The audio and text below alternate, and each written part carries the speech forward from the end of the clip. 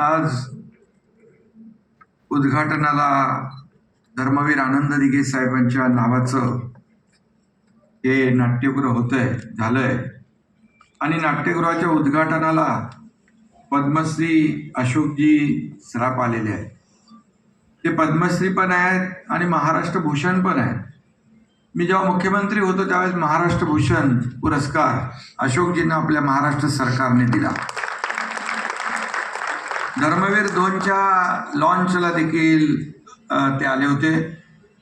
आणि अशोकजींच्याबद्दल काय सांगायचं, आपले सगळ्यांना माहीत आहे. कलेत बाप, मनाने साप, महाराष्ट्राचा भूषण अशोक सराफ.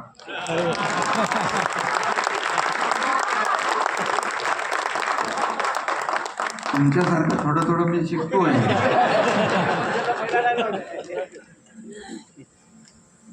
आणि कोणी दुःखात आणि शोकात असला तर त्याला अशोकजी यांचा चित्रपट दाखवा, म्हणजे तो शोकातून बाहेर येईल.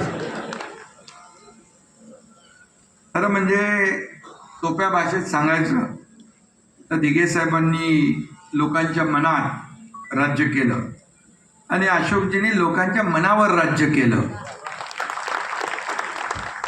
आणि दिघे साहेब हे धर्मवीर होते, अशोकजी एक कलावीर आहेत आणि कला त्यांच्या अंगामध्ये भिनलेली आहे, कलावंत आहेत. आणि म्हणून धर्मवीर आनंद दिघे साहेबांच्या नावाच्या नाट्यगृहाला खासदार श्रीकांत शिंदे यांनी बरोबर हेरून माणसं आणली. आणि खरं म्हणजे एवढ्या मोठ्या प्रमाणावर एवढी सगळी मंडळी एका व्यासपीठावर म्हणजे शक्य होत नाही. मगाशी उषाताई म्हणाल्या की कसं कुठं गावाला चाललो का काय असं, पण अंबरनाथमध्ये आल्यानंतर तुम्हाला आनंद झाला, नक्की आनंद झाला असेल. आणि म्हणून मी एवढंच सांगतो की सर्वजण या ठिकाणी मातब्बर कलाकार, एकापेक्षा एक चांगले कलाकार या ठिकाणी आले. कुणाचं काय मूल्यमापन आपण करू शकत नाही, परंतु दुसरे आपले महेश कोठारे जी आहेत, ज्येष्ठ निर्माते, अभिनेते. आणि महेशजी आमच्यातला प्रत्येक जण हा कामाने झपाटलेला आहे, समाजसेवेने पछाडलेला आहे आणि आज विरोधकांमध्ये देखील थरथराट आहे. आमचा मात्र धूमधडाका आहे. तुमची चित्रपटाची नाही तर तुम्ही काय म्हणाल, तुमचा तो डॅमेज काय.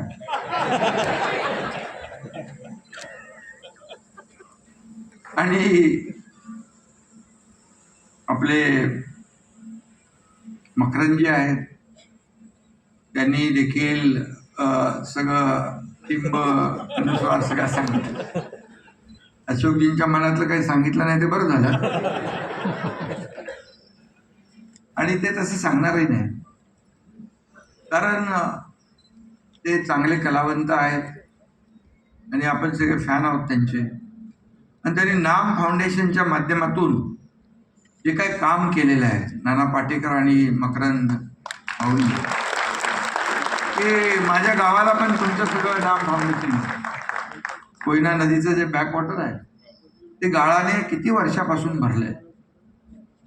आणि गाळमुक्त धरण आणि शिवारयुक्त आपलं गाळयुक्त शिवार अशा प्रकारची जी संकल्पना आहे, पाण्याचं जे काही साठवण क्षमता वाढवण्याचं काम ते करतात. बाकी अलकाताई मगाशी म्हणाल्या की आपले दिगंबर प्रभूंच्या कार्यक्रमामध्ये त्यांनी म्हटलं होतं, म्हणजे तेव्हा मी मुख्यमंत्री नव्हतो, पण मुख्यमंत्री मला म्हणायला मुख्यमंत्री झालो होतो. आणि आता देखील मी पदं वर खाली होत असतात. बाळासाहेब सांगायचे, पदं येतात, पदं जातात, सत्ता येते, सत्ता जाते, पुन्हा येते, पण नाव जाता कामा नये, ते टिकवण्याचं काम आपण. आणि म्हणून या तमाम महाराष्ट्रातल्या माझ्या लाडक्या बहिणींचा लाडका भाऊ म्हणून एक जी काय मला नवीन ओळख मिळालेली आहे, ती सगळ्या पदांपेक्षा मोठी आहे.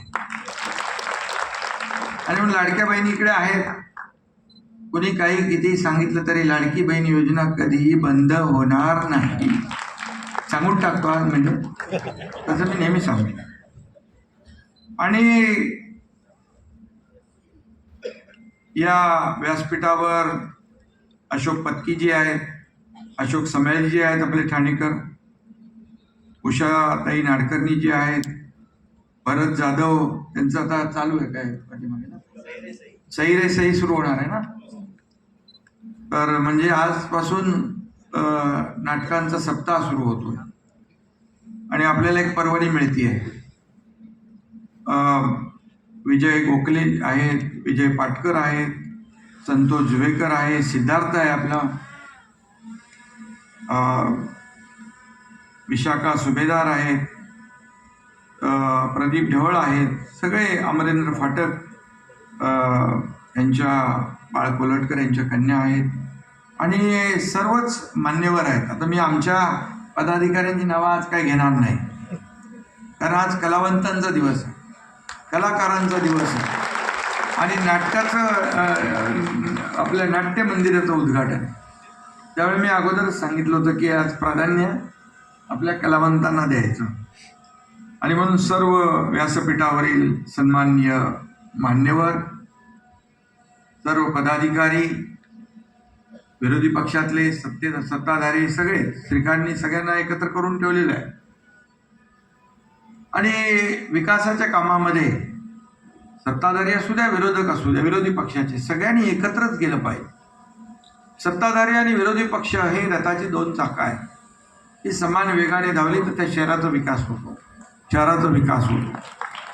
आणि म्हणून देखील मी महाराष्ट्राचा 2.5 वर्ष मुख्यमंत्री असताना केलेली कामं, विकास प्रकल्प, अगोदर थांबलेले त्यांना चालना दिली. मुंबईतले अनेक प्रकल्प, मेट्रो असेल, अटल सेतू असेल, कोस्टल असेल, इथला नागपूर समृद्धी महामार्ग असेल, अंबरनाथली मधली कामं असतील, या राज्यातली कामं असतील, सगळ्या ठिकाणची जी काही मोठी कामं आहेत त्याला चालना देण्याचं काम केलं.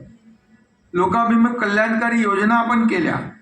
लाडकी बहीण योजनेसारखी, लेख लाडकी लखपती, एसटीचं महिलांना सवलत, शेतकरी सन्मान योजना, जी प्रधानमंत्री आदरणीय नरेंद्र मोदीजींनी शेतकरी सन्मान योजना केली, त्याला पूरक आपण देखील शेतकरी सन्मान योजना सुरू केली. आता शेतकरी संकटात आहे आणि कलावंत देखील त्यांच्या मदतीला जात आहे. सरकारने देखील शेतकऱ्याला कधी वाऱ्यावर सोडलं नाही. एकीकडे आनंद आहे तर काही पूर परिस्थितीकडे आपण पाहिलं, मराठवाड्यामध्ये दुःखाचं सावट आहे, पुराचं सावट आहे. आम्ही देखील बांधावर गेलो, तिथली परिस्थिती पाहिली आणि त्यांना त्यांची दिवाळी काळी होणार नाही, होऊ देणार नाही, हे माझं शब्द मी दसरा मेळाव्यात दिला होता, तो पाळण्याचा प्रयत्न केला, पूर्ण केला आणि शेतकऱ्यांच्या खात्यात पैसे जाऊ लागले मदतीचे. शेवटी शेतकरी हा आपला अन्नदाता आहे, मायबाप आहे. बळीराजाच्या डोळ्यात अश्रू पुसण्याचं काम आपल्याला सर्वांनीच करायचं आहे आणि म्हणून बळीराजा, त्याच्यावरचे संकट, अतिवृष्टी, आता ऑक्टोबर असताना पाऊस पडतोय, मे मध्ये सुरू झाला आणि म्हणून हे बळीराजावरचं संकट दूर झालं पाहिजे अशी प्रार्थना आपण करतो. मकरंजींनी मगाशी शेवटी भाषणामध्ये जय जवान जय किसान, खऱ्या अर्थाने जवान आपल्या सीमेवर लढत असतो आणि शेतकरी किसान हा आपल्याला 2 घास भरवत असतो आणि म्हणून किसान जय जवान देखील आपण पाहिला. पाकिस्तानला जो धडा शिकवला पहलगाम हल्ल्यानंतर ऑपरेशन सिंदूरच्या माध्यमातून, पाकिस्तानला जशाच तसा धडा शिकवण्याचं काम आपल्या जवानांनी केलं, त्याचाही आपल्याला सार्थ अभिमान आहे आणि त्यांच्या पाठीशी प्रधानमंत्री कणखरपणे उभे राहिले, त्यांचाही अभिमान. आणि म्हणून आज मी अंबरनाथकरांचं मनापासून अभिनंदन करतो. तर आजचा दिवस तुमच्यासाठी ऐतिहासिक आहे. खरं म्हणजे शंकराचं प्राचीन मंदिर आहे 1200 वर्षापूर्वीचं. त्याच्या परिस्थिती काय होती आजूबाजूची आपण पाहिली, पण आज तिथला विकास होतोय. शिव मंदिर फेस्टिवल आंतरराष्ट्रीय दर्जाचे कलाकार इथे येऊ लागले. हे नाट्यगृह जे देखील आहे ते मगाशी माझ्या अगोदर सांगितलं की आपलं आता तुम्हाला कल्याण, डोंबिवली, ठाण्याला जावं लागणार नाही. खरं म्हणजे अतिशय उत्तम, उत्कृष्ट हे नाट्यगृह बांधलं. याबद्दल ज्यांनी बांधकाम केलं, ज्यांनी डिझाईन केलं, त्यांचेही मनापासून मी अभिनंदन करतो. आणि ज्यांची संकल्पना खासदार डॉक्टर श्रीकांत शिंदे आणि त्यांचे सर्व सहकारी, मी त्यांचं मनापासून अभिनंदन करतो, त्यांना शुभेच्छा. खरं म्हणजे कुठलंही काम त्याला इच्छाशक्ती पाहिजे आणि काम करण्याचा उरक पाहिजे, जिद्द पाहिजे. शहरासाठी काय पाहिजे? या अंबरनाथ छोटं शहर आहे. पूर्वी आम्ही यायचो तर खड्ड्यात रस्ता का रस्त्यात खड्डा असं कळायचं नाही आम्हाला. पण आजचे रस्ते कॉन्क्रीटचे झाले, चांगले रस्ते होत आहेत. या ठिकाणी अगदी शूटिंग रेंज पासून अनेक प्रकल्प, या ठिकाणी मी काही नावं घेत नाही, परंतु मगाशी आपण पाहिलं की अनेक प्रकल्प एका छोट्याशा शहरामध्ये होत आहे. ठाणे तर मोठं शहर आहे, गडकरी रंगायतन आपलं सगळ्यांना माहीत आहे. परंतु अंबरनाथमध्ये देखील असं भव्य दिव्य नाट्यगृह उभारलं, हे देखील ही काळाची गरज आहे. या शहरातल्या लोकांची सांस्कृतिक भूक भागवण्याचं काम या ठिकाणी झालेलं आहे.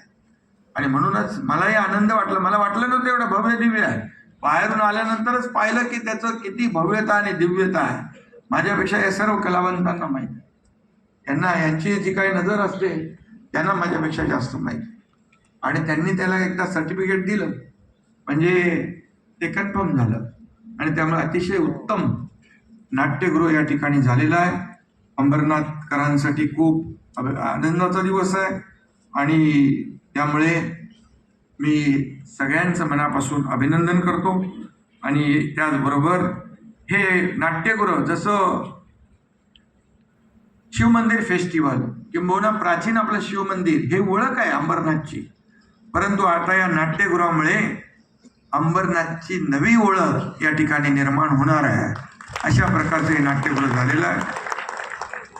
आणि अंबरनाथ हे नाट्यगृह हे आपल्या सांस्कृतिकतेचं प्रतीक ठरेल अशी खात्री मला आहे. आणि म्हणून खूप कलाकार या ठिकाणी होते. आता मगाशी सांगितलं की आपण ह्याला नाव देतोय बाळ कोल्हटकर, आणि ते देखील तुम्ही ताबडतोब त्याचं हे करून घेतलंय. त्यामुळे आता पुढच्या वेळेस इथे नाटक पाहताना या रंगमंचाला नाव दिलं आणि ते देखील मोठे कलावंत होते, त्याबद्दल देखील धन्यवाद देतो. अण्णाभाऊ साठे यांचं नावाचं मागणी होती, त्यांचा पुतळा देखील लोकशाहीर अण्णाभाऊ साठेंच्या प्रांगणात उभा राहतोय, तोही एक अभिमानाची बाब आहे. आणि म्हणून सगळं जे काय हे सगळ्यांना या ठिकाणी सन्मान सगळ्यांचं करणं हे देखील आपलं सगळ्यांचं कर्तव्य आहे. आणि म्हणून मी पुन्हा एकदा मनापासून धन्यवाद देतो. मगाशी समेळजी म्हणाले की आता आम्हाला हक्काचं घर मिळालं, आणि खरं आहे की हे आता कलाकारांना हक्काचं घर मिळालेलं आहे. आणि नाट्य प्रेमींना देखील मिळालंय, कर्मींना देखील मिळालंय. आणि म्हणूनच ही एक नवीन ओळख या ठिकाणी निर्माण होते. यामध्ये दर्जेदार नाटकांचा आस्वाद घेता येईल. आणि आनंद दिघे साहेबांचं नाव दिलं. खरं म्हणजे आनंद दिघे साहेब देखील जेव्हा जेव्हा कलावंत अडचणीत असायचा त्याच्या मागं उभं राहण्याचं काम दिघे साहेबांनी केलं. मला आठवतंय ठाण्यामध्ये एकदा यदा कदाचित नाटकाचं काहीतरी झालं होतं भानगड. 2:30 वाजता रात्री दिघे साहेबांनी गडकरी, तुम्हाला माहिती, ते नाटक पाहिलं. आणि म्हणून कलावंतांच्या मागं उभं राहण्याचं काम दिघे साहेबांनी केलं. आणि दिघे साहेबांनी सर्वसामान्य माणसाच्या आयुष्यामध्ये आनंद फुलवण्याचं काम देखील केलं. सर्वसामान्य कार्यकर्ता जो आहे, काम करणारा, पडद्यामागच्या कार्यकर्त्याला पडद्यावर आणण्याचं देखील काम त्यांनी केलं. आणि म्हणूनच तुमच्या समोर मी हा एकनाथ शिंदे आज उपमुख्यमंत्री म्हणून बोलतोय, आणि मुख्यमंत्री म्हणून देखील मला काम करण्याची संधी मिळाली. त्याच्या मागे आनंद दिघे साहेबांचे फार मोठा सिंहाचा वाटा, त्यांचे आशीर्वाद, बाळासाहेबांचे आशीर्वाद आणि म्हणून आजचा हा कार्यक्रम अतिशय मोठा कार्यक्रम आहे. या कार्यक्रमाला पद्मश्री अशोक मामा हजर आहेत. आता अशोक मामा आपण म्हणतो, आता मी कुठे कुठे जातो तर लाडक्या बहिणींची जी मुलं आहेत आमचे भाची आहेत तर मला देखील मामा म्हणू लागले. ठीक आहे, आनंदाने आपल्या आपुलकीने बोलतात, कारण लाडकी बहीण योजना सुरू झाली कशी आपल्याला सगळ्यांना माहीत आहे. आणि म्हणून अशोक मामा हे स्वतःच नाट्यकलेचं चालतं बोलतं विद्यापीठ आहे असं म्हटलं तर वावगं ठरणार नाही. आणि त्यांचा सत्कार करण्याचं भाग्य मला अनेक वेळा मिळालं. मग असे मी सांगितलं की मुख्यमंत्री असताना महाराष्ट्र भूषण देण्याचा योग मला आला. आणि म्हणून त्यांच्यासोबत आज इथं कलावंतांची मांदियाळी उपस्थित आहे. आणि म्हणूनच एवढे मोठे कलावंत एवढ्या मोठ्या संख्येने इथं उतरले. त्यामुळे तारांगण आसमानातून उतरून अंबरनाथमध्ये उतरले असा भास या ठिकाणी होतोय. कारण सगळे कलाकार आहेत. आणि म्हणूनच तबला पण अशोक मामा वाजवतात. व्हिडिओ क्लिप मध्ये आले होते. हा, आणि ती पाहिली मी अप्रतिम तबला वाजवताना. ते ऐकल्यावर वा उस्ताद असं म्हणायची पाळी येते. आणि म्हणून अशोक मामा यांचं मी मनापासून अभिनंदन करतो. अशोक मामांचं एक नाटक खूप भारी होतं.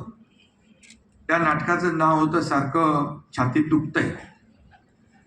होतं ना, सारखं छातीत दुखतंय.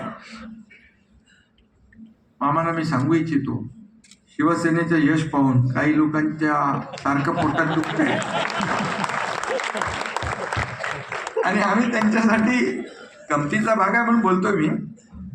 मी असं काही कोणावर टीका करत नाही. मी आरोपाला कामाने उत्तर देतो, आरोपाला आरोपाने देतच नाही. पण त्यांच्यासाठी हिंदुहृदय सम्राट बाळासाहेब ठाकरे आपला दवाखाना मी काढला, मुंबई शहरात सगळीकडे राज्यभर. पण काय केलं, त्यांची पोटदुखी थांबतच नाही. आता तुमच्याकडे काय जालिम उपाय असेल तर सांगा. तर म्हणजे जाऊ द्या, गमतीचा भाग आहे. या ठिकाणी अशी अतिशय प्रशस्त असं नाट्यगृह झालंय, रंगमंच आहे, चांगली साऊंड सिस्टीम आहे, 2 छोटी सभागृह आहेत, प्रदर्शन कक्ष आहे, ग्रीन रूम आहे, पार्किंगची सोय आहे. आणि मी या ठिकाणी सांगू इच्छितो की महाराष्ट्रात अनेक नाट्यगृह तिथल्या बटाट्यावड्यासाठी फेमस आहेत. या नाट्यगृहामध्ये काय ठेवणार आहे? बटाटावडा फेमस होऊ द्या, खरं आहे. आणि म्हणून लहान काय ठेवायचं आहे? बबन वडापाव चालेल, ठीक आहे, बबन वडापाव. खरं म्हणजे इकडं लहान मूल रडायला लागलं तर शांत करण्यासाठी क्राय रूम सुद्धा आहे. आणि कधी कधी काही लोक नेहमी रडत असतात, रडगाणं गात असतात. तर बघा मामा, माईक भेटलाय तर थोडं बोलतो. आणि म्हणून त्यांना देखील इथल्या क्राय रूम मध्ये बसता येईल. आज या नाट्यगृहाच्या व्यासपीठावर रोज, खरं म्हणजे या रंगमंचावर रोज नवी नाटकं सुरू होतील, प्रयोग होतील आणि आपण देखील सगळेजण बघाल. तर मी काय जास्ती काय बोलू शकत नाही. जास्त काही नाटकं कॉमेडी असतात, रडकी असतात, काही काय असतात, ते जाऊ द्या, सोडून द्या. पण पूर्वी भाऊबंदकी नाटक खूप गाजलं होतं.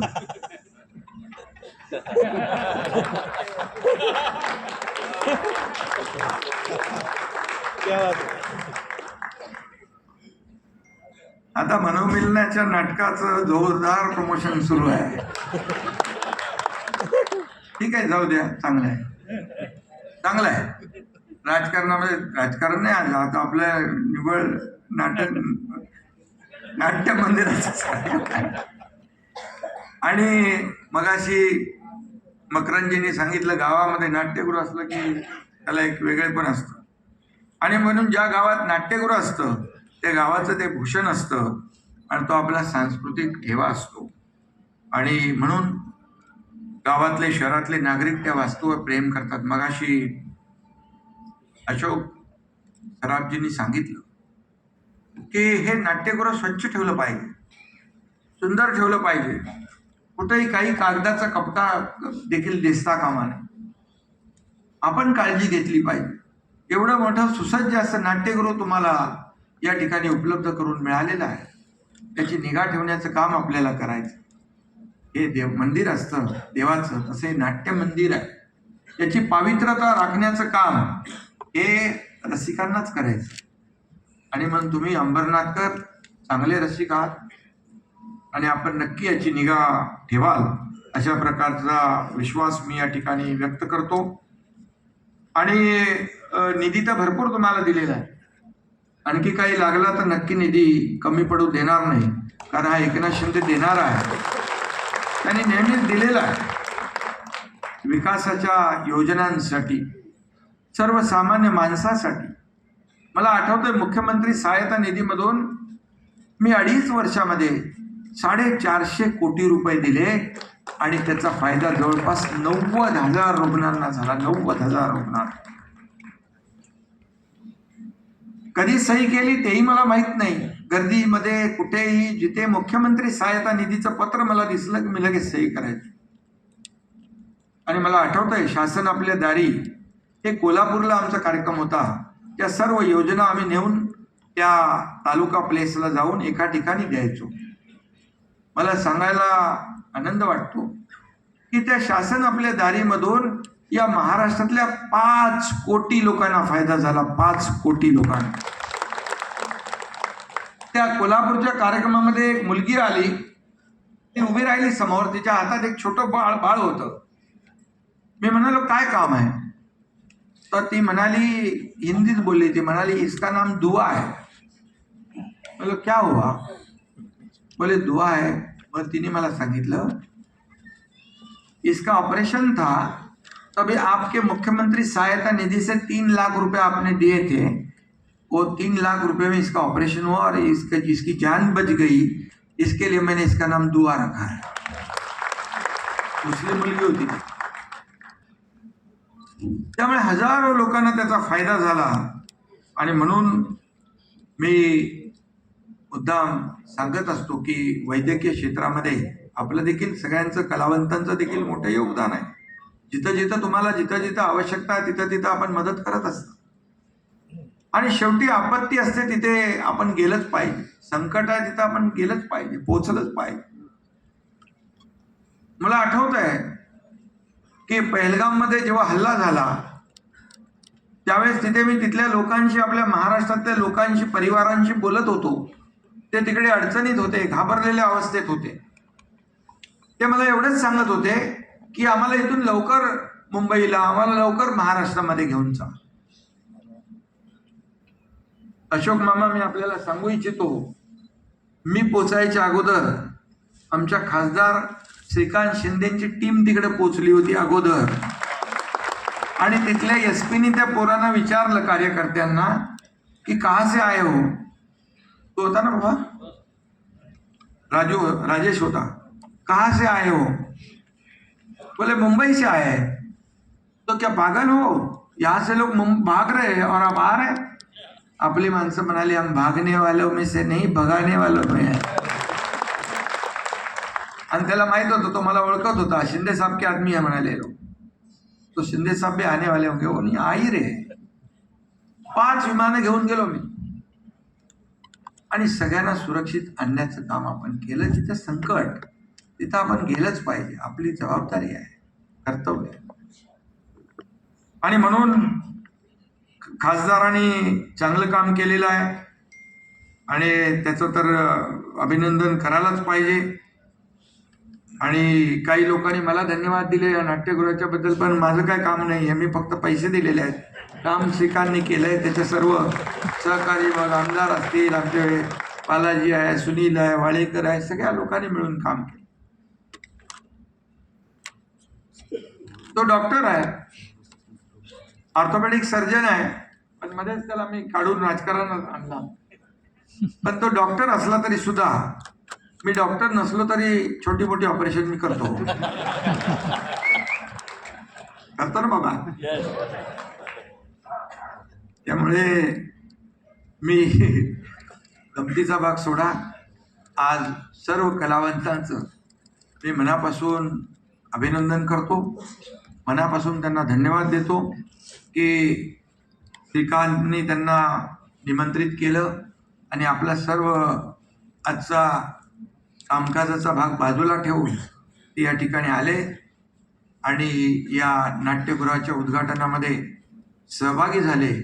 याबद्दल मनापासून मी आपल्याला धन्यवाद देतो आणि सगळ्या कलावंतांना सांगतो, सगळ्यांनी एक एक तरी नाटक इकडे करा.